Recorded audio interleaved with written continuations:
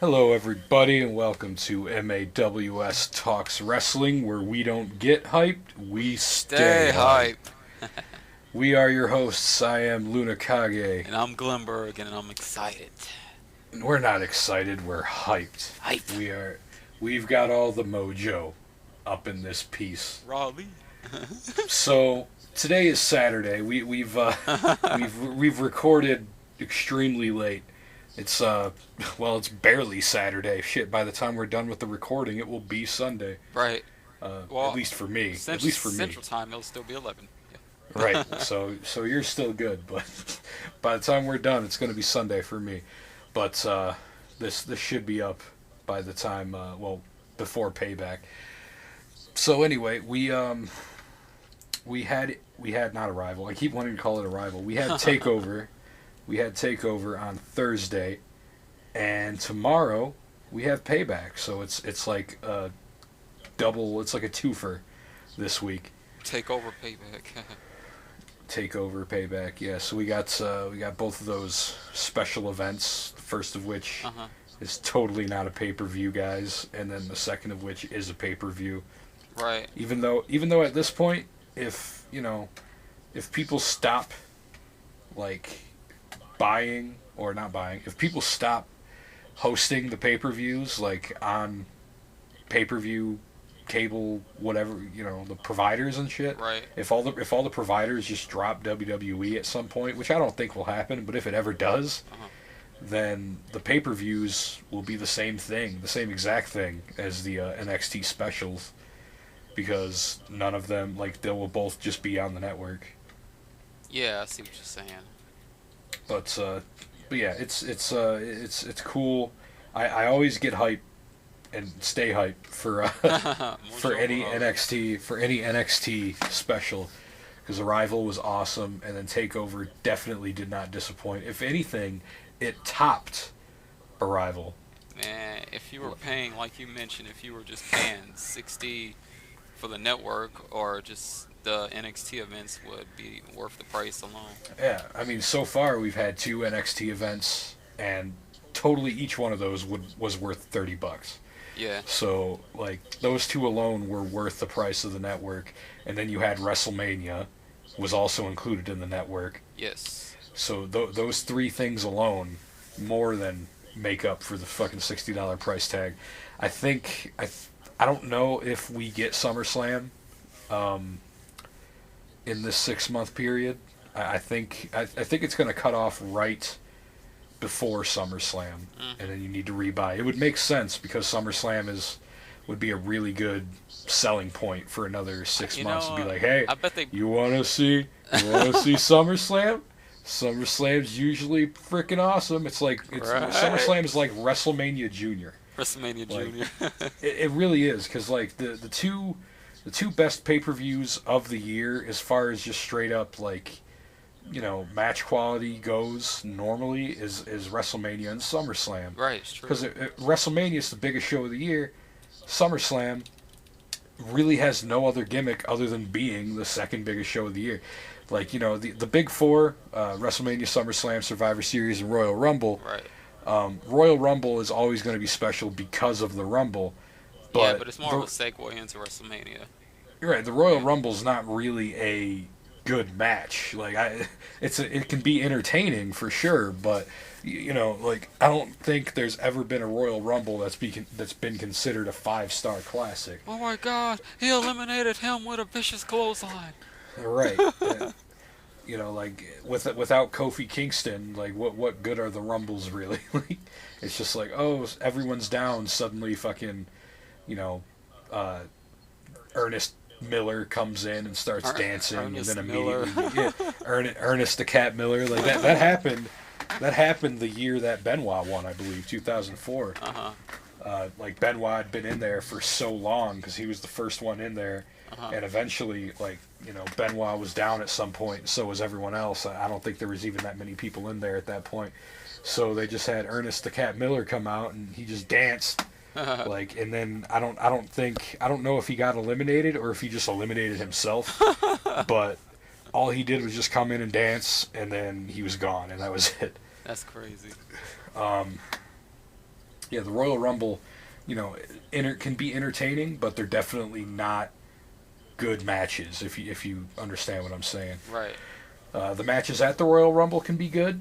Like we've had a lot of good Royal Rumble matches. We've had, in the recent years Royal Rumble, we had Daniel Bryan versus Bray Wyatt. That was a good match. Right. And even though a lot of people, didn't like it just because it was Randy Orton versus John Cena again for the title, Right. I still thought that was a good match. I liked the match. Yeah. It had a lot of the shit from the Attitude Era in it. Like, that was popular in the Attitude Era. The only, like, stealing each other's finishing moves, Oh, yeah. but kicking out and shit. Like, people just didn't like it because it was Randy Orton and John Cena, and I can see that. But if you can get past them two, then you had a great match. Yeah, it was a good match. It was the best match that those two could have had together, Other than that, you had the street fight between Cactus Jack, Mick Foley, and Triple H at Royal Rumble 2000. That was a good one. That was awesome. Let's see. I mean, you also had I think it was a tables match between the Hardys and the Dudleys one year. Uh-huh. I think it might have been the same year, actually. It was either 2000 or 99. I can't exactly remember. I do recall seeing it recently. Yeah, so you've had a lot of good matches at the Royal Rumble, but it's not, the Royal Rumble is not known for its card. It's just known for the Rumble, because other than the Rumble itself, what are you going to have, 3 matches maybe, That's true, and it's not like the end-all event either, so right. It'll usually be an event that'll have some significance to WrestleMania. Yeah, the premise of the Royal Rumble is who's going to main event WrestleMania for the title, So it is a segue pay-per-view, yes, but it's still one of the big 4, because it is one of the top 3. Like, Royal Rumble's definitely top 3. Some people would put it at number 2. Mm-hmm. I put it at 3 because I think SummerSlam is definitely higher on my list. Right. Survivor Series in recent years has kind of gone down in importance. It's still considered one of the big 4, but it definitely isn't bigger than SummerSlam. But this past year Survivor Series was kind of pathetic, and it also has some really bad memories for me too, because that was the day Survivor Series 2013 was the day that I had a kidney stone again. And it's kind of funny. I've never told this on the show, I don't think, but basically that Sunday morning, I woke up with a kidney stone. It was in blinding pain, and I was in the hospital for a while. They set me loose, gave me some medication and shit, and I felt fine throughout the rest of the day. I passed out and then woke up, just in time to watch Survivor Series, and I was still feeling pretty all right. I was still kind of sick, but I was way better than feeling like someone was stabbing me in the side. So I sat down, tried to watch Survivor Series, and as soon as the Divas Survivor Series elimination match came on, That's terrible. is when I got the pain back, and I was not able to fucking watch the rest of Survivor Series. The timing is insane. It's like you were. It was impeccable. You was going through your own Survivor Series. Damn. It was ridiculous. Man. Yeah. So, God, I can't even remember what made us fucking talk about this, but Because we were mentioning how. Damn, how do we talk about it again? Isn't that the fucked up thing about conversation? Like, it just flows. Yeah. Don't look back, always look forward. Right. Anyway, I guess we should probably get into Arrival. Like, talk about the Takeover. Motherfuck. Takeover. Yeah. Probably talk about Takeover. Get into that. Yeah. So, the first match was another match against Adam Rose. Or was the Adam Rose already fight Camacho, or was just one of the bunny and superhero guy that fought Camacho? If you remember. Well, the superhero did fight Camacho, but I think it was the week after that Adam Rose fought him himself. Right. But Camacho got himself counted out intentionally. He walked out of the match. Uh-huh. And then it was just their rematch at Takeover. I recall now, yeah. It was a filler match, though. It's really interesting because Takeover this year... Well, Takeover this year. compared to Arrival and compared to the way WWE books their pay-per-views, this one was very much a stair. It was a climb instead of like a production. Like normally in productions, you know, you want to start strong, end strong, and like have like, you know, strength in the middle. So normally when WWE pay-per-views will have at least 3 main events. The first one will be the opener. The second one will be in the middle of the show, and then the real main event, the main event, will be at the end of the show. Right. But as far as I can remember, with Takeover, all 3 main events, I believe, were the last 3 matches on this card. Because the first match was Adam Rose versus Camacho, which was not a main event. Then you had the Ascension versus Callisto and El Local. Yeah.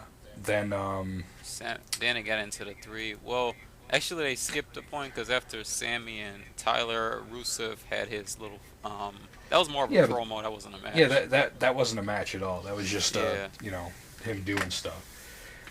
So yeah, like the last 3 matches on the card were the main event, and like I'm perfectly fine with that. Like I prefer that, honestly, because like I can understand the whole looking at it, you know, from a production standpoint, how you want to start strong so that you can get people, you know, hyped for the rest of the show. I could totally see that, but maybe you want to start off not so strong because maybe some people don't get home in time to see it. That's a good point. So, not to cut you off real quick, but that reminds me of a Bellator event or episode I saw one time, and I remember when I think it was a 30-minute Bellator show. I remember that they had a really good match to start off the show, and it was epic. I'm like, oh man, MMA is legit. And then the actual match that they ended the show with was a terrible match where some guy got knocked out like in the first round. See, and that's the problem with actual competitive fighting sports. Right. Like, I'm not a fan of boxing. I'm not a fan of MMA. I'm not a fan of, well, I guess by proxy, I'm kind of a fan of Olympic wrestling, but I'd never watch it. Right. You know what I mean? That's what you're saying. But the thing about those kind of competitions is that if you're making money off of the show of it, you know, and there's plenty of people, like thousands upon millions upon billions of people that love that shit. You know, they love the realness of it. But the problem with it is that you can't control anything about it. So your main event, this thing you hyped up for so long, for months maybe, ends in 30 seconds. Yes. And how do you schedule something like that? Like WWE, at least they know they got a 3-hour pay-per-view. At least 2.5 of those hours are going to be used fully, you know? But, you know, if MMA, say they have a 3-hour pay-per-view, I don't know how long they usually run because I don't watch them. Right. But say they have a 3-hour pay-per-view. Let's say they put on 10 matches. What happens if all 10 of those fucking matches end in 30 seconds because of a knockout? Like, obviously, 3-minute warning.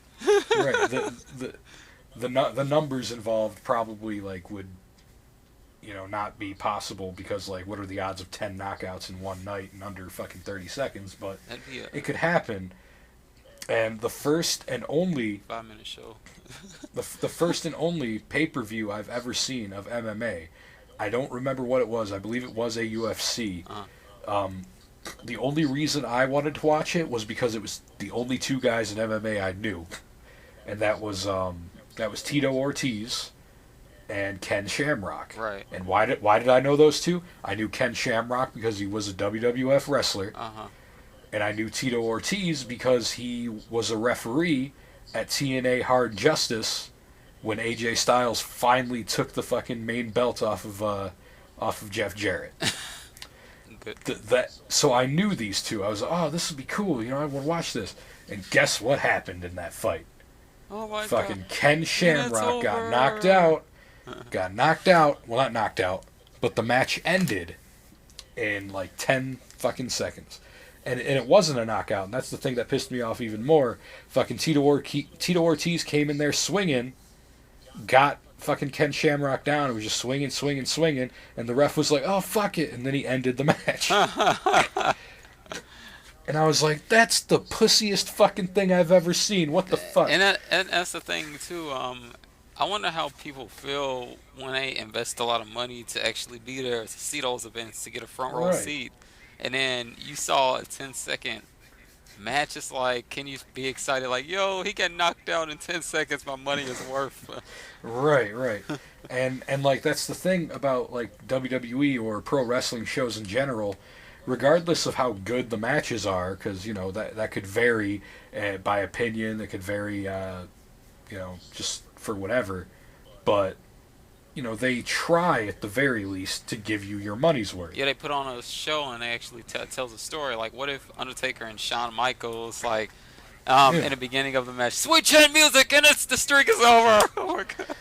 Or like fucking just, you know, even more, just like fucking the reality of it all. Like a big ass fucking dude like the Undertaker punches Shawn Michaels once and knocks him out and then gets the 3. You know, how would we really be talking about that as if it was the greatest match in history, like we do nowadays? Like Undertaker versus Shawn Michaels at WrestleMania, both of those matches, people argue which one is better, you know, like, but one of them is one of the greatest, if not the greatest match in WrestleMania history. Yeah, that's true. The knockout heard around the world. Yeah. Fucking right.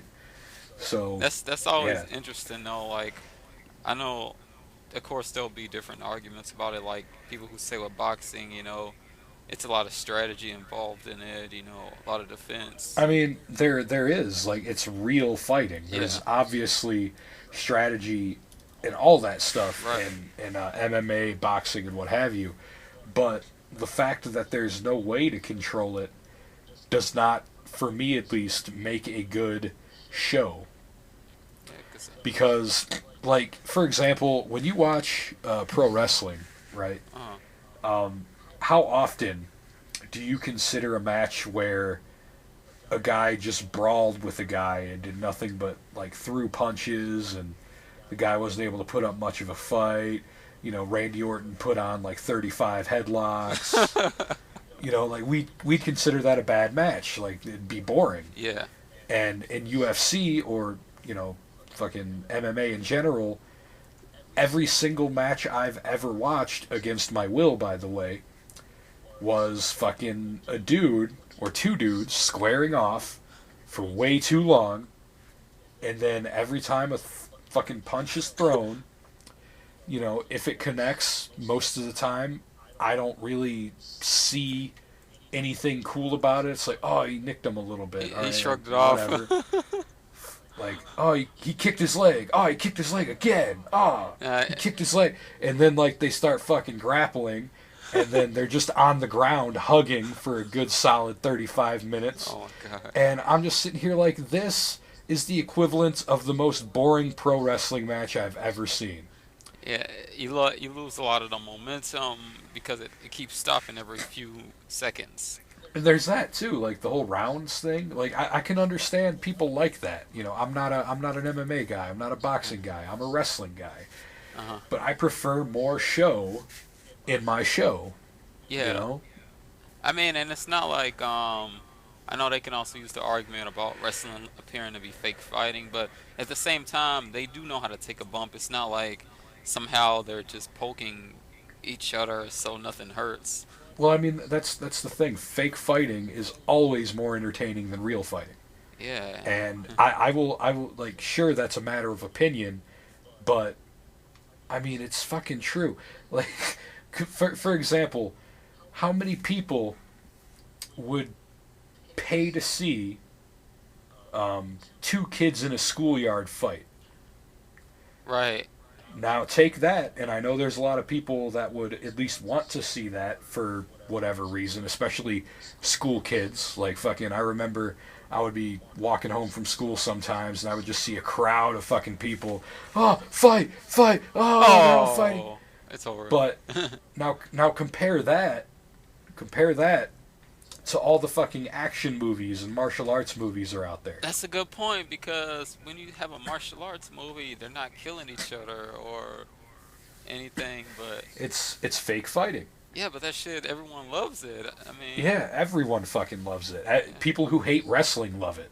Same people that say wrestling is fake love fucking martial arts movies a good amount of the time. so we've always been exposed to fake or fixed fighting in some form, and it's been entertaining. Fake fighting is always more entertaining. I mean, fucking you could take fake fighting from any kind of context. Fake fighting in movies, martial arts movies, maybe just general action movies where there's gunfights and shit. They're not really shooting each other. Yeah, then the actors would be dead. Right, fake fighting in wrestling, fake fighting in fighting games. Like, isn't it more entertaining to see fucking somebody do a 194 hit combo with like supers and fucking fireballs and shit than it would be to watch two people hug on the floor for 5 minutes to try to get a fucking pinfall? Yes. Yes, it is. Especially when the instinct is to cuddle your legs behind the other person back and go into defense mode all the time. Yeah, and like that's just a fact. Like, it's not even an opinion. It's a fact. Like, like if we look at the I mean, obviously sports in general are always, because sports is a form of competition, and it is a show. Like, if you wanted to just count all of the sports in the realm of real fighting, then yeah, there's fucking tons of people that prefer that. But I mean, a lot of the people that like sports like martial arts movies too, So yeah, I mean, like, I prefer fake fighting because, I'd rather fucking know that those guys aren't really dead and shit, I guess you could say. But it's more entertaining to me. Yeah, than, especially when you're good at it too. Yeah, definitely. I mean, it's not 100% fake, because if it was 100% fake, then they would probably never make contact or get injured, So they take risk for it to be fake, That's just like a stunt master, like Jackie Chan. He does all kind of movies, but he's hurt himself even being a stunt master. There's always ways to get injured. Just because it's not real doesn't mean it's not, not unsafe. Right. There's injuries in filming martial arts. That's why stuntmen are there, action movies and stuff. There's injuries in pro wrestling. There's injuries in fighting games. Maybe you hit one of the buttons too hard and you fucking break a nail or something. I don't know. Carpal tunnel from having good dexterity.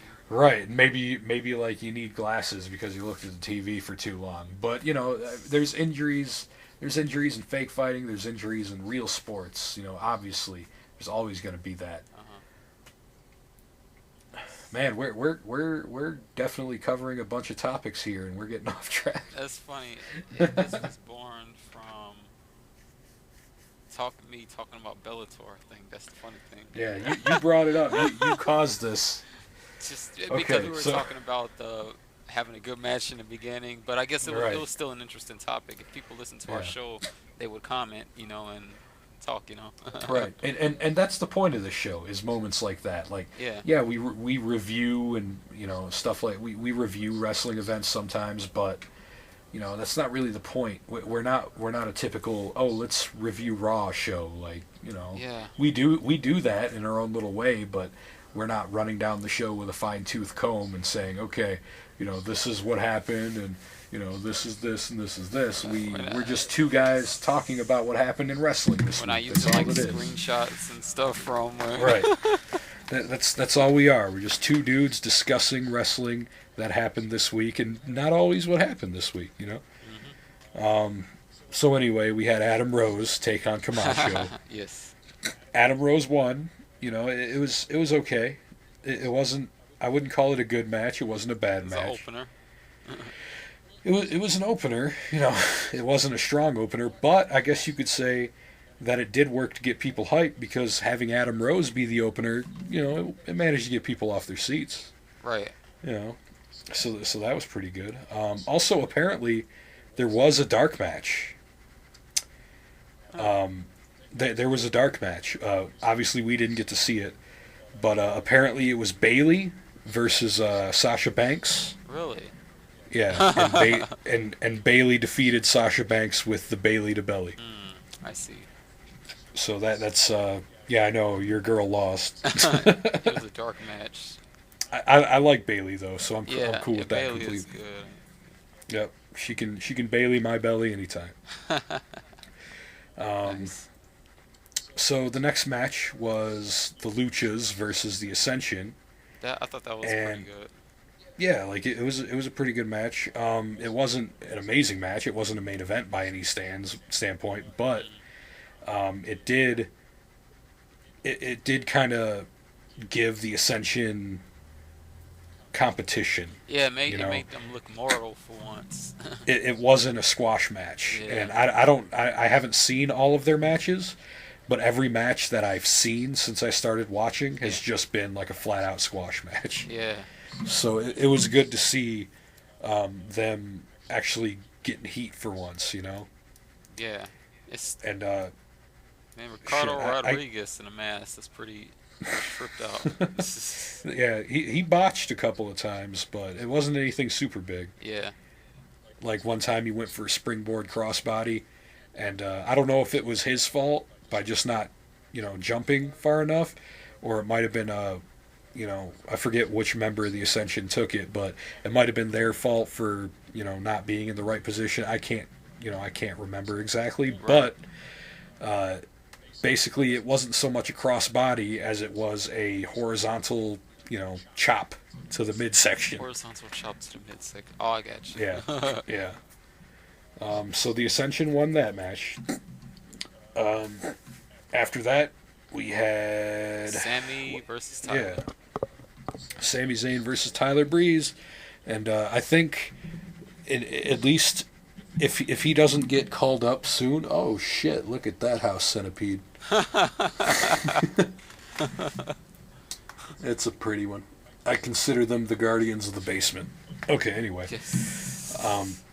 The last, both Takeover and Arrival featured Sami Zayn in non-title matches. But it is moving up because the last, Sami Zayn versus Cesaro had nothing to do with the title. But Sami Zayn versus Tyler Breeze was a number one contenders match, so Sami's moving on up. Yeah. Maybe the next NXT special, Sami Zayn will actually be in the title match. Yeah, he has the long-term plan. He didn't get the immediate gratification of winning the number one contender match, but they obviously have a plan for him. Yeah, I mean he lost both those matches, but both times he looked like $1 million doing it. Like he lost clean to Cesaro, and it wasn't a dirty loss against Tyler Breeze, but it definitely wasn't a clean loss to Tyler Breeze. Yeah. He went for the haluva kick. Damn. And Tyler Breeze put up his hands to block his face, and inadvertently, punched him in the dick. And did he use his elbows or forearms? His forearms. Okay, cause shit, that would have been even worse. So yeah, after that, Sammy was reeling, and he got hit with the what was it, the beauty shot? Yeah, beauty shot. It's called? The beauty shot. Yeah, for the win. Other than that, though, like that was the finish. But other than that, the fucking match was great. Yeah. Fucking, we saw every time Sammy does the Blue Thunder I love bomb, that it just move. looks amazing. It looks fucking amazing. What about that one power bomb thing The Orange Crush. Orange Crush, yeah. Yep, that's called the Orange Crush. It's basically like I've never seen the setup he was doing for it. The one that ended up getting kind of botched. Yeah. Where it looked like they played it off as if Tyler Breeze was countering into a roll up and shit like that. But I've never seen that setup for it. But basically all it is like it's a vertical suplex, but then he throws you forward into a power bomb. So that's the Orange Crush. Yeah. And I had never seen that before outside of a wrestling video game. So I was kind of hype. I was like, oh man, it looked kind of rough. But I was like, oh man, that's fucking awesome. It's like NXT is the region where you can get away with all those innovative moves, but yeah, the fucking Indie Central. It's like an indie show that's being produced by WWE.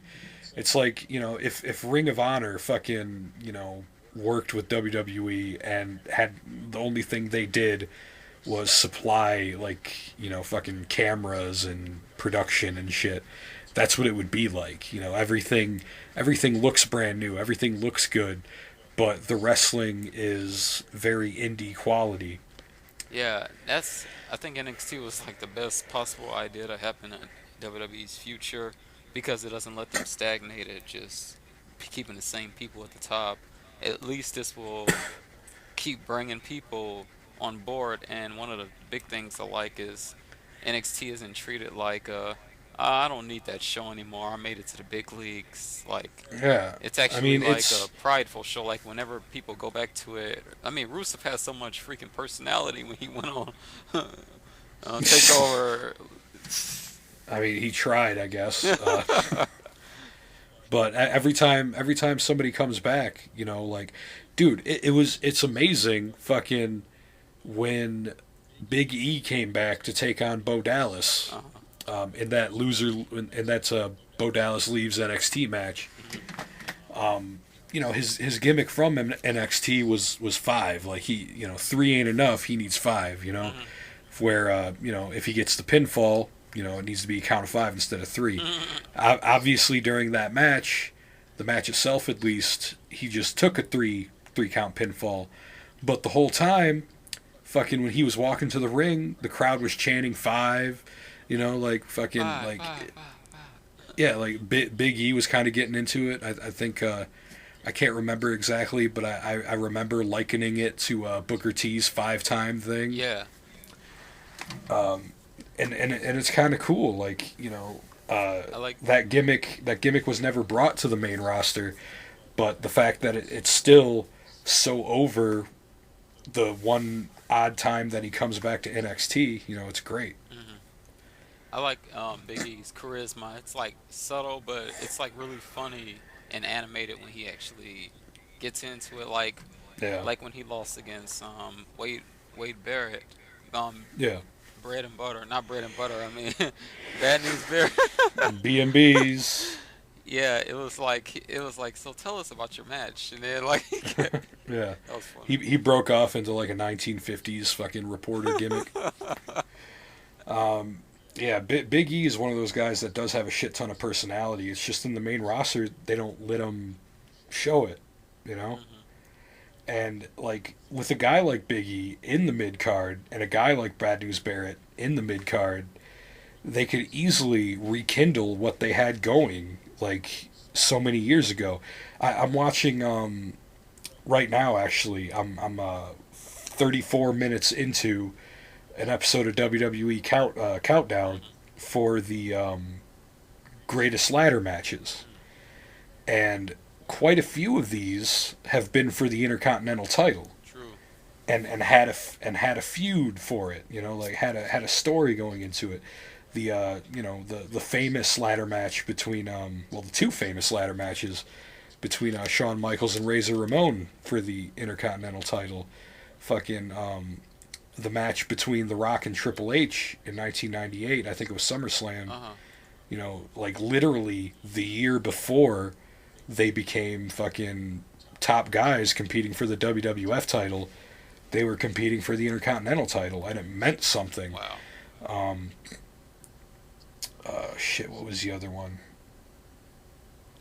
I'm drawing a blank now. It was another. Oh yeah. Eddie Guerrero versus Rob Van Dam in a ladder match for the Intercontinental title. Right. Back when the mid card belt could have a good match associated with it, could have time for it, could have a story building up to it. Putting together a tournament to decide the new champion is fine. Perfect. They're slowly building it up, but what it really needs is it needs to have meaning. It needs to be a belt that we think means something. And what better way to show us that it means something than to actually put together a feud, actually give these people TV time to do stuff other than just, be the champion. Fucking put together good matches, give them time, give them more than just 10 minutes.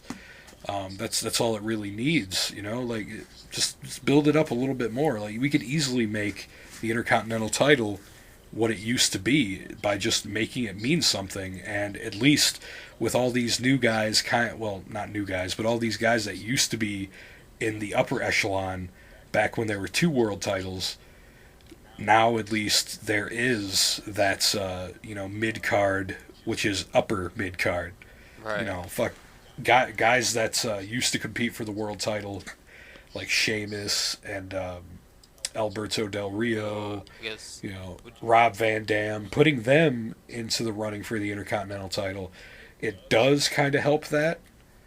But at the end of the day, we haven't seen anything yet. It's like right now it just feels like, oh, these guys, they used to be on top and now they're competing for the motherfucking Intercontinental title. That's just what it feels like.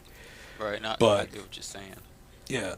But once upon a time, that would have been a big deal, So I'm still gonna give him time for it. Like, obviously, it wasn't gonna be overnight. So I think it's they're heading in the right direction with after the tournament. It seems like things can only go up from here. Yeah. Okay. And also because they don't have 2 world titles anymore, it kind of forces them to do it regardless. Right. I mean, because really the world title was just an upper mid-card title. Exactly. It didn't feel like it was anywhere near the same level as the WWE title. Mm-hmm. The only time it really did was back when Raw and SmackDown were 2 different shows. Right, right. But yeah. Anyway, we're fucking getting off topic again, technically. But again, there is no topic. The only topic is wrestling. Yes. So we talked about the Sammy and Breeze match, just in case you didn't catch when Glenn said it, because he kind of said it offhandedly. Tyler Breeze did win that match. Tyler Breeze won, so he is the new #1 contender for the NXT title. That one super kick was crazy though. Where it sounded like it was awesome. Yeah. Yeah. Man. Yeah. Yep. Oh, by the way, fucking Tyler Breeze, I'm not sure about wrestling ability. Obviously, he's new, so he's got to improve and everything like that. But he's on his way of being the new Shawn Michaels. Yeah. Because he's got a sexy boy gimmick. That is his gimmick. Yeah. And guess what? His new theme song is him singing it. That's true. So you got the inner workings of Shawn Michaels right there. Make it happen. I would love to see Tyler Breeze be a legend one day. Be somebody that can put on an amazing match with anybody, like Shawn Michaels. I would love to see another Shawn Michaels. That's amazing when you think all this potential. These people can be some of the best in the world 10 years down the line, Oh yeah, and I would love to see that. I'm not sure how old Tyler Breeze is. I'm sure he's young. Like I'd probably put him at about 25 if I were to guess. So I mean, well, yeah, you might as well. We got the internet right here. 26. 26. I was fucking close. So just imagine, in 10 years he'll be 36. Wow. 32. Well, I actually look up Cesaro's age, because he's like 34, I think. Cesaro is 33. So you're 33.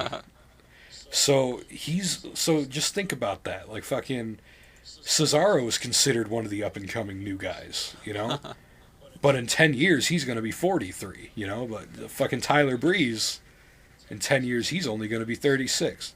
So, all this improvement that you can make in those 10 years, I would love to see, all of these young guys, in NXT especially, but not even just there. I'd love to see all these young guys just be something within the next 5 years. That's exciting. WWE definitely thought about the future with this. Yeah, and that's the thing that gets me so hyped now. It keeps me hyped. It's making me stay hyped. Is that back when I watched WWE before I had that big break from it after Benoit died and murdered everybody? I wasn't thinking about the future. I was thinking about the past, because it's not as good as it used to be, and fucking, like fucking John Cena, god damn it, like. But now, all I can think about is the future, and maybe it's just because me, at heart, am getting old. I'm only fucking 24. I'll be 25 in July. Yeah. But, since I do have all this life ahead of me, in 10 years, I'm going to be 35. We're still going to be big wrestling fans. Right. So I'm going to be able to watch the next 10 years of wrestling play out.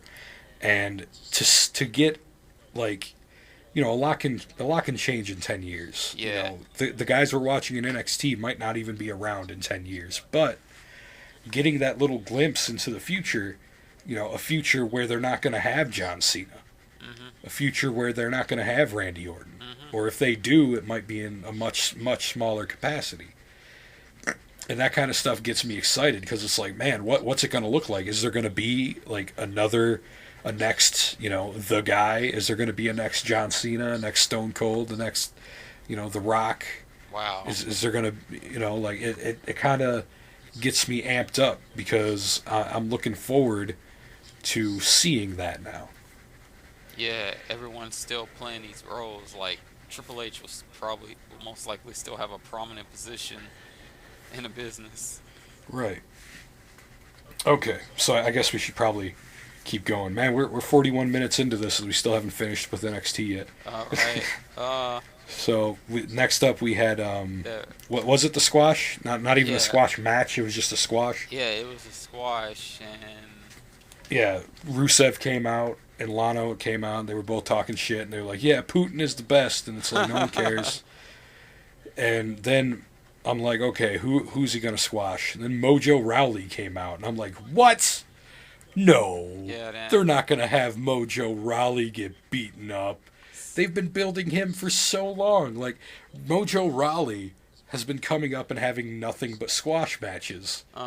So it's like, to see Mojo get squashed, you had a squasher get squashed, and it wasn't a match. Mojo Rawley never tapped out. There was never a bell. It wasn't even a match. But Rusev kicked the shit out of Mojo, and he got pretty hyped doing it. Yeah, of course, he's always hyped. So that is basically, it looks like it's setting up for a match between the two. So what that's making me think is that we're gonna see Mojo Rawley's first loss pretty soon, and like that kind of makes sense because Mojo Rawley's not being, billed as this unstoppable beast or anything. He can lose without looking bad, even though his wrestling style isn't exactly amazing or anything, but right. As far as kayfabe wise, he can lose without looking bad because that's not his thing. But Rusev is supposed to be an unstoppable monster. He's not supposed to be knocked over the top rope and stuff like that. Right. Yeah, that kind of fucking didn't help, did it? So yeah, anyway, Rusev raped Mojo Rawley, and Mojo didn't tap out because he's an American. Right. And that's really all that needs to be said about that segment. After that, we had one of the co-main events because Sami Zayn and Tyler Breeze was one of the three main events, but I was a little bit surprised at how big this match really was because at first, like I mentioned it I think last week in the show, right? The star power potential of Hart versus Flair is huge, but I wasn't totally feeling it. Last week, like I was like, okay, I see it, but I'm not feeling it. On paper. With Paige and Emma, it wasn't a legacy match or anything, but I felt it just simply because it was like, oh, it's going to be an NXT women's match, So, like I had already put that match on a pedestal, basically. So it was like I needed to see something special in order to, really feel it. And during the Charlotte versus Natalya match, it certainly was. Like, it proved something that we all knew all along, that Natalya was fucking a godlike wrestler. We knew that. Yeah, but we just can't see it because she's in the mix with all these short diva matches. Yeah, so we knew that because like it's implied. It's one of those implied superpowers. You can't be a Hart and not be good at wrestling. It's just not possible. Right. And we got to see that. And like regardless, like some people say Charlotte was carried. I don't think so. I believe she held her own in that match, but we got to see a really amazing women's match with not just a good match, but also a good story behind it. Yeah, even having... what was you going to say? Sorry. Paige versus Emma didn't exactly have a story. Like, it kind of did, but it wasn't the story that was the key to that. It was the match itself. Yeah. But this match was... It had a story to tell, and they didn't know they had a story to tell. It's like generations. Building up to it. Generations, right. And then even having Flair and Bret Hart come out. Having Flair and Bret Hart. It was funny because watching Flair at first, it took him a while to, be kayfabe upset. Like, if you watch, like, the first time Charlotte, I think, gets pinned or maybe gets slammed or something, they cut the Flair and you see him say, "Oh, come on," but he's still got this fucking big ass smile on his face. So it's like he's it took him a second to get into his role in the match and everything, because like he was beaming ear to ear at first because his little girl is fucking in a match and shit. Right. But and obviously Bret Hart, he doesn't really have that much range of emotion anymore as far as expressing it because of the stroke and shit. But yeah, you didn't know I was going there, did you? No, yeah. Now, okay, sorry. Yeah. I can't even say what I was going to say now. Yeah. So, but like them being there was pretty awesome.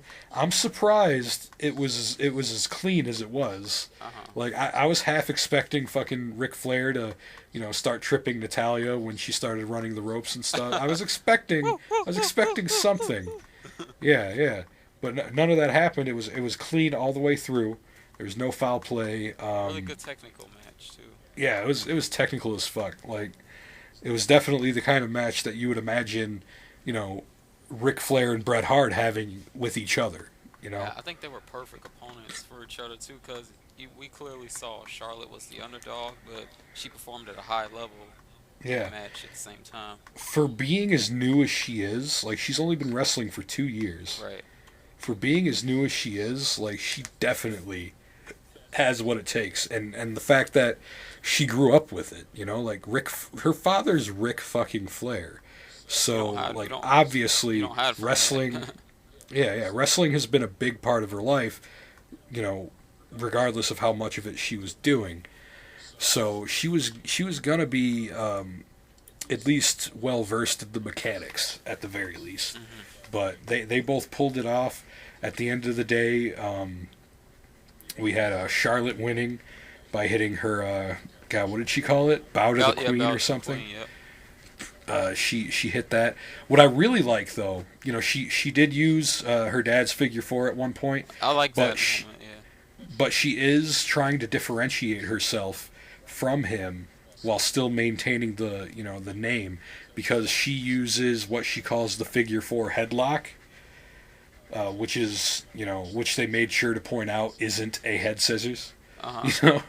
But basically she just locks in her legs as if it were a figure 4, but wraps her legs around your head instead. Right. So it's the figure 4 headlock. So she's trying to be different while still keeping the figure 4 name.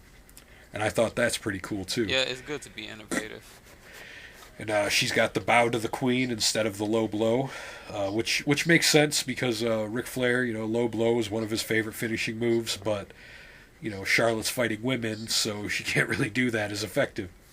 Yeah, it's a cool-looking move, too. I like it. Yeah, it's pretty much a inverted blockbuster, but usually her opponent's sitting down, I think. It's pretty cool though. I enjoyed the match fucking heavily. It was definitely a really good match, and the ending's a big talking point for me because you had Charlotte celebrate with Ric Flair, and that was perfect. Uh-huh. But then you had, Natalya and Bret Hart come in, and they started celebrating with them. Right. There was tears everywhere. Fucking Charlotte's, fucking just smiling ear to ear. Ric Flair starts crying. And when Ric Flair starts crying, something inside of you just goes, oh, man. Yeah. Yeah, they knew they were making history with that match, so it was a special moment. The fact that Ric Flair, a guy who's traveled around the world, competing in arenas full of people, thousands of people, is able to have that kind of emotional moment in a small building with probably no more than 1,000 people in attendance. Right. That's got to be something special. If somebody like him could feel that in that small of a venue. That's true. And judging by what happened after the match and what happened during the fallout, there's no way that Charlotte's going to stay a heel. Yeah, she does look like she's face now. Yeah, if anything, she's already a face. Uh-huh. And I think that sets up perfectly into a Sasha Banks versus Charlotte feud. I think so. 'Cause Sasha is already a perfect heel as is. Her her personality and character has to be a heel character. Right. I guess we could move on to the main event now, because what else really needs to be said about that match? Oh, just like to point out, some of Natalya's moves look like they really hurt. Like when she runs over your fucking neck and head and then drop kicks you. Yeah. Yeah. I know she ain't that light, so I know that hurts. Oh yeah, Natalya's one of the fucking. You can feel her beefiness just when she's not fat at all, but you can tell. Yeah. That she's heavy. She can fucking press slam like a dude. Yeah. You could tell. I want to see her go into the Royal Rumble and eliminate a couple of guys. Yeah, she pretty much is I guess what we have is China nowadays. Maybe they could try and pull it off. They tried to do it with Beth Phoenix. Fucking have Natalya win the United States title at some point. That would be why cool. not? Having a diva win a mid card title. Yeah. Right. I mean, it happened with China. Yeah. China won the Intercontinental title. Yeah. Weren't they co-champions too? Her and Jericho. Yeah, they were at some point. Yeah. I remember that. I mean, you could keep China being the only female Intercontinental champion, but then you could have Natalya be the only female United States champion. Cool. Why not? Just if the perfect guy comes along to where it can work. Obviously you don't want to put her in there with Sheamus because very few people will believe it. It doesn't matter how good of a female wrestler you are. Sheamus is kind of fucking huge. Yeah. Unless you put him in a no disqualification match and all Natalya did was just fucking hit him in the dick with fucking a kendo stick or something. Yeah. 10 straight minutes of fucking hitting him in the cock with a chair, that might do it. What the hell? But it's the hardcore title we're talking. Right, the hardcore. but yeah, I wouldn't be opposed to that. Yeah. So the main event of NXT Takeover, we had the mirror match. We had Adrian Neville defending the NXT Championship against Tyson Kidd. A lot of cockiness in this match. Yeah, it was a fucking fantastic match the entire way. It was what every indie match should be. Uh-huh. Because it had the indie feel. It was a lot of high flying, a lot of crazy shit. Yes. But it was still the WWE style. It still had the story to tell. It still had a lot of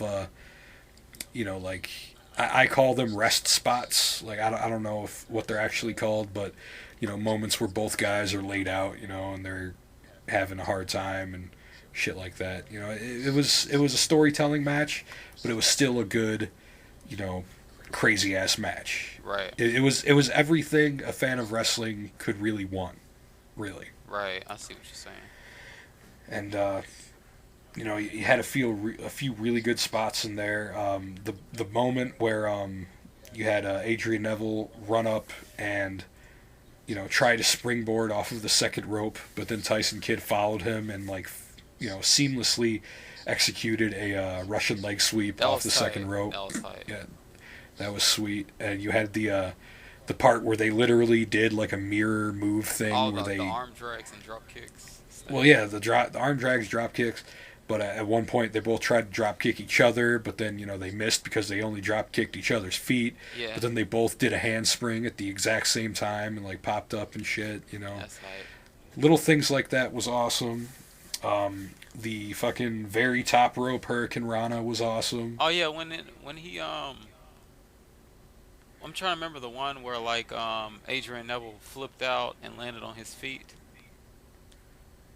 Where they were in a corner, and I don't know if it was supposed to be like a power bomb or whatever, but Adrian Neville, he just jumped out of it and landed on his feet. Oh yeah. The back flip. It was supposed to be a sunset flip.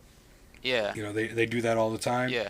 But instead of getting power bombed, he fucking landed on his feet. He did a backflip, completed it, and the reaction that's fucking Tyson Kidd gave to that was priceless. Right. It had a lot of good shit going for it. I think the finish was fine too. It was the very top rope Hurricane Rana, followed by Adrian Neville, freaking doing his best to be quick but still try and sell that he's tired. By hobbling fast to the other turnbuckle and then performing his Red Arrow. In post. Right. And the aftermath of the match, it was trying to be a respectful moment, but then Tyson Kidd brushed him off, and he was upset about it, all that stuff. So it's possible that we have a heel turn for Tyson, or maybe we just never see him again. I don't know. Yeah, I like how they maintain that kind of drama, though. They still make people look salty at the end of matches. Yeah. It was a really good show overall. You only had 5 matches, and only 3 of them were really anything to write home about. But those were the main events. Those were the things that were advertised. So if those things deliver, then the show delivered. Yes. Yeah, so I would rate that show, 5.13 million out of 2.5. I'll go with your score because it's pretty high on the charts. I guess we're almost done here, so we should probably go over the Payback predictions real quick. All right, Payback. All right, so let's see. So El Torito versus Hornswoggle in a mask versus hair match. Oh, is that what it is? Mask versus hair? Yeah. Oh man, that's the pre-show, by the way. Yeah, I'm pretty sure El Torito, because he's kind of been on fire, kicking all of them 3MBs ass, But well, I'm positive it's going to be El Torito because I know they don't want to take the mask off. Yeah, he's getting this hot, and it's a luchador thing to not get your mask removed unless you have a plan, But someone can always get their hair shaved to do something. Although, they could always just mark this as him separating from Los Matadores. He loses, gets his mask removed, but underneath the mask was a separate mask, and it was a completely different luchador mask. So that one doesn't get removed because of a loophole. Wow. It's like we removed the bull mask. That was the mask. But it didn't say anything about having another mask underneath the mask. Now he's Rey Mysterio Jr. Right, now he's Rey. Now he's the second. He's Mini Mysterio or something. So then we have a few matches. How about we start with the mid card matches? Because we don't know the exact order. So let's say Sheamus versus Cesaro. For United States title. I have a hard time deciding. Obviously, I would want Cesaro to win. Yeah. But, I don't know if they're going to take it off of Sheamus that quick. He just got it, yeah. Yeah. I'm probably going to go with Sheamus just on, at least Sheamus retaining the title, not necessarily winning, because they might do a DQ finish or just a kind of finish that doesn't make the title change hands. So I'm not gonna predict who wins, but I am gonna predict that Sheamus keeps the title. Yeah, I don't know. It's unless Sheamus had the title for like 6 months, not doing anything with it, and it was definitely like I don't know. It's not like when Barrett took the belt off Biggie, how he had it for a while, but it was time for the belt to change hands, and Right. Sheamus isn't exactly a pushover for us to believe that he can just lose that fast to Cesaro. Right. Yeah. So I'm gonna go with Sheamus keeping the title, but not necessarily winning. Yeah, I'll go with that as well. BNB is gonna. I believe he's gonna retain against RVD. Yeah, that's. I didn't even know they were. I forgot they were having a match. To be honest. Right. Yeah. Yeah, I'm gonna go with Bad News Barrett as well. Let's see. Rusev versus Big E. It's probably gonna be a match where Big E will be the first guy to be able to do some stuff like pick Rusev up and slam him. It's not gonna be a squash match. Yeah, it'll just be the Definitely. first match that Rusev gets his ass kicked, but he wins still. Yep. I believe he's gonna win. He hasn't been around long enough to start losing yet. So. But here's the question, though. Does he have another finisher besides the Accolade? No. Cause he's been using a variation of the sidewalk slam. It looks almost like the Winds of Change, except it starts with a lift. Yeah, I know which one you're talking about now. So that might be one day his finishing move. He's never tried to go for a pin before. I don't think. Like, it's always just been beat the guy up, then put him in the Accolade. Because it's kind of weird to think of Big E tapping out. Yeah, I mean, it might happen though. Yeah, he's not invincible. So. Yeah, so I'm gonna go with Rusev for that one. Right. Man, Paige versus Alicia Fox is one I'm actually looking forward to the most because both women are definitely hot in more ways than others going into the match. You could say that, but WWE still hasn't shown me that they're ready to actually give the women time. So as far as looking forward to the match, I'm not, because I'm still expecting it to be another. It kind of spoils it because we just saw this takeover match with Charlotte and Natalya, and we know they're not about to fucking have like 20 minutes to fight. Right. It's It's always a possibility that this is the day that they get time, but I'm expecting it to be another around a 5-minute match. I'm expecting Paige to retain. Yeah. Yeah, I'm expecting Paige to retain. That's pretty much it. The other thing I'm worried is they gave Alicia all this hype because I think this is like the most pivotal moment in her career. Because I always thought Alicia was a good wrestler. She was always cool in some way, but she never had that much time on the camera. But it's like, what's gonna be for her afterwards? Well, if she loses, that would just add to her current character. Frustration. Okay, yeah. So I think losing would probably be better for her in the long run than winning this particular match. But that's just assuming that WWE are going to do anything with it. So I think people like Paige too much at the moment to just drop the title. Because maybe we'll see though. Yeah. I'm guessing Paige is going to retain, but this one's still up in the air. Because they flip-flop with the divas so much that it's really hard to fucking tell sometimes. Like fucking Alicia Fox may win, but by the time the next show runs around, by the time the next episode of MAWS rolls around, fucking Alexa Bliss could be champion. Like, who knows? She debuts on Raw and becomes the champion in the span of 1 week because they don't give a fuck. They don't know. We need pixies, damn it. Yeah, pixie dust. The Disney driver. No, okay. The Disney driver. No, I'm just kidding. Let's see. Tan. John Cena and Bray Wyatt.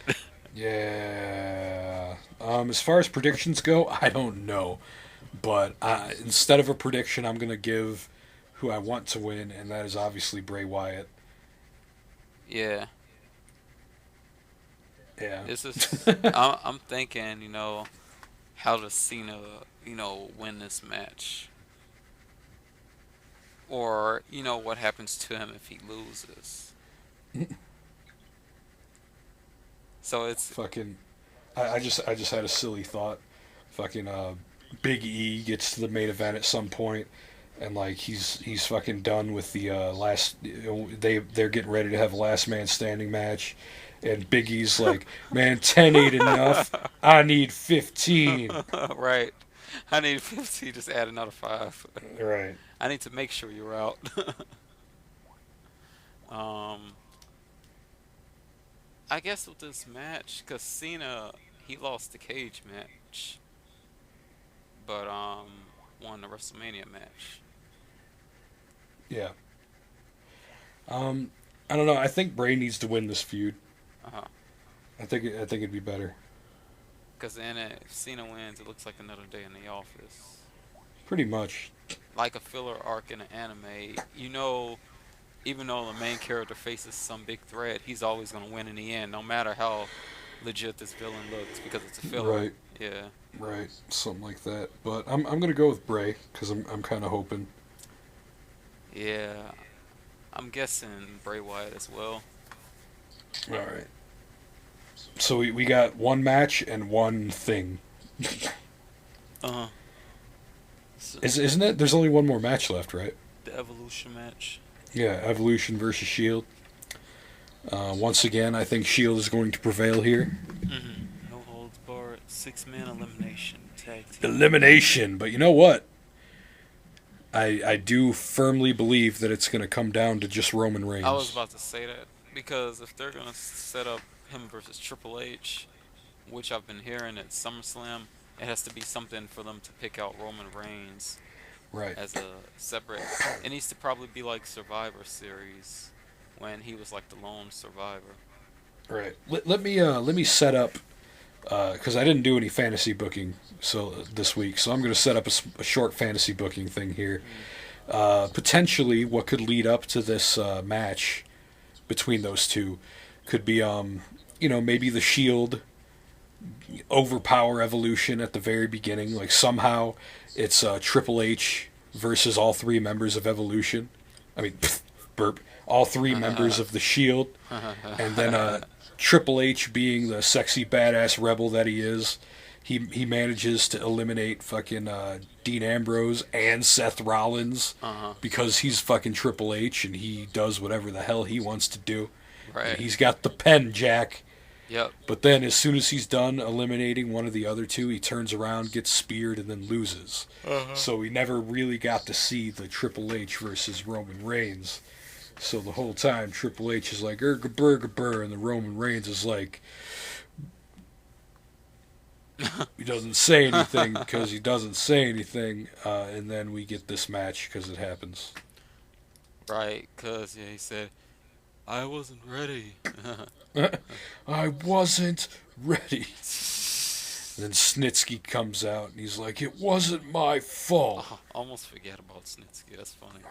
Yeah, I would like to not remember Snitsky. But now he's unforgettable because now he brought him back into existence. It wasn't my fault. Damn. So the only other thing we got is the World Heavyweight Championship, which isn't even a match. It's a, what's going to happen. That's weird. Like, I hope it's not like some TNA Impact moment or something like. I'm still really fucking hoping CM Punk comes back, and I know that chances are so incredibly slim that it's damn near impossible at this point. I wonder what our current matches, how much time would take up during the 3 hours, and how much time they'd give to that championship segment. Right, because like it's so weird having a segment at a pay-per-view. Like it's one of those things that normally TNA does most of the time. Right.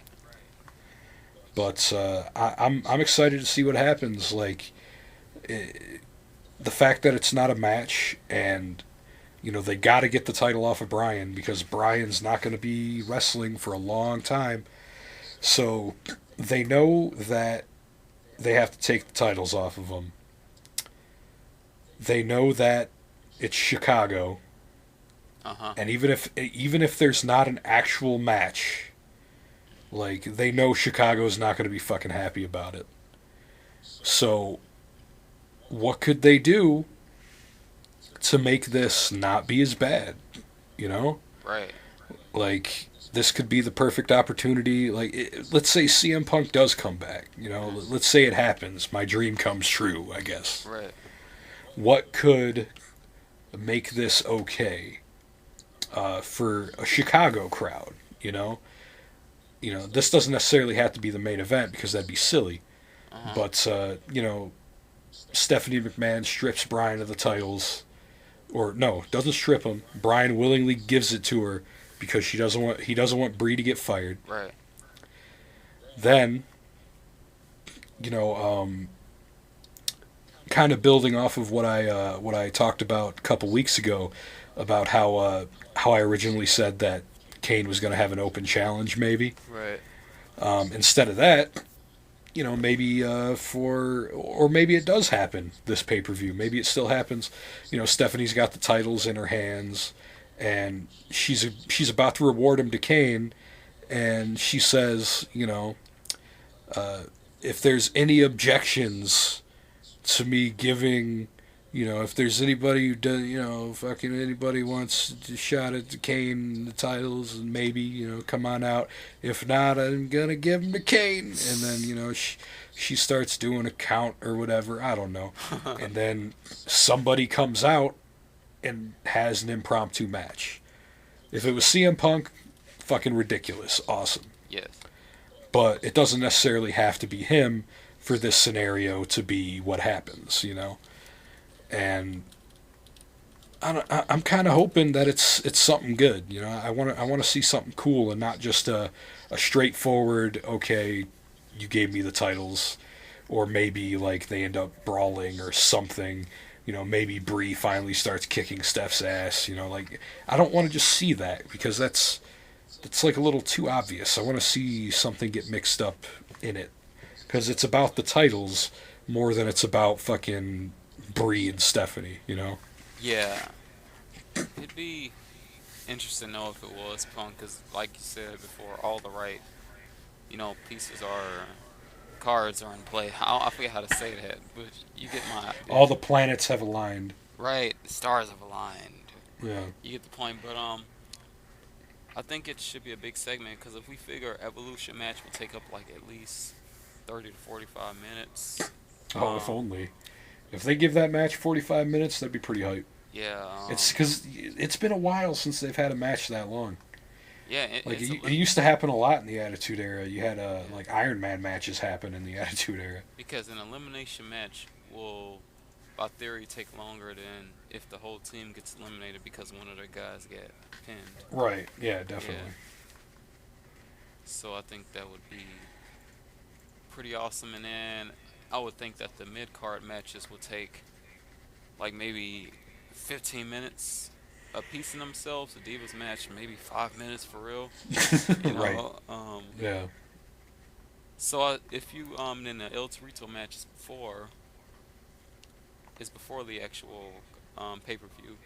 Yeah. So that would leave a huge chunk of time for maybe a match could happen. Yeah, definitely. After the promo. So we'll have to see. I'm looking forward to it. It's tomorrow, so it's today for me. It's today. Not today. Yeah. So we're about ready to end the show. We I guess we have a Diva of the Week. Yeah, and looks like she's on her way to getting as many Diva of the Weeks as Ric Flair championships. Yeah, like Charlotte might be she'll be the one that ends up being the 16-time MAWS Diva of the Week. So yeah, you can't say she's not after she won the Divas title and put on that epidemic. Epidemic? I thought I heard like JR say some stuff like that. I think academic would be a thing to say. Epidemic is definitely not the word you're thinking of. Epidemic is bad. That is a bad thing. I said A clinic. I had a typo with my speech. Yeah. Speech bubble typo. You know, it's around that hour I was working today, so Right. speech kind of slurred a bit. So Right. yeah. On that note, we probably should end the show. Divas. All right, you guys. Thank you guys for listening or watching or whatever it is you did. You know, the three of you out there that do that. We have been MAWS Talks Wrestling. We are your hosts. I'm LunaKage. I'm Glenburg. And we will see you next time. Peace.